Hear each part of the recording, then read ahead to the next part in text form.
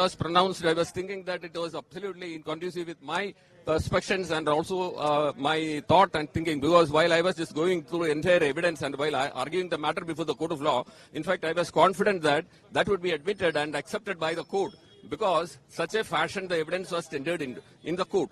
So that was accepted by the court, and the court has literally, that has been examined, analyzed, and also at the time when I argued that the highest and the rarest of the rare case category is there in this particular case and capital punishment is to be awarded, that was also well discussed and well narrated by the court in open court, and probably just even all the media people and who were present there in the court also could have just heard that. So I think just I need not explain that in what fashion the court has just pronounced the judgment. In fact, for the first time in my official engagement as a special public prosecutor, this verdict in a very, very fantastic manner the court has, because the court, I should say one word about the court also, because in a very short span of time, about 40 days or so, in fact, this after framing the charge, and once on October 14th, the trial was started, and thereafter it could be concluded within this very short span of time. In fact, we have to just salute the court for concluding in a very justifiable manner, and the pronouncement of judgment also, because this should be,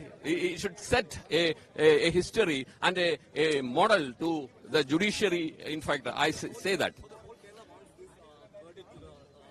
I would say that it is not alone for the whole Kerala, but in fact, this is for the whole judiciary in the country. This is what I feel. An exemplary judgment, I would say.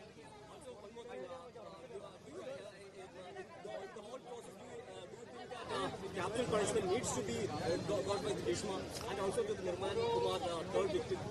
No, absolutely no. I just expected and I argued only for A1 that capital punishment is to be awarded, because the reason is very simple. In fact, even as per the police charge, that is final report, and also the other, the court charge, which is framed by the court, and in fact only the 201 that is for tampering with the evidence of IPC, that alone was charged against them. So there is no question of just giving capital punishment or even for any other punishment for murder. In fact, there is no allegation against them like that. It's only allegation against them is for tampering with the evidence, and A2 was acquitted for want of evidence, and A3 is given adequate punishment with 3 years imprisonment.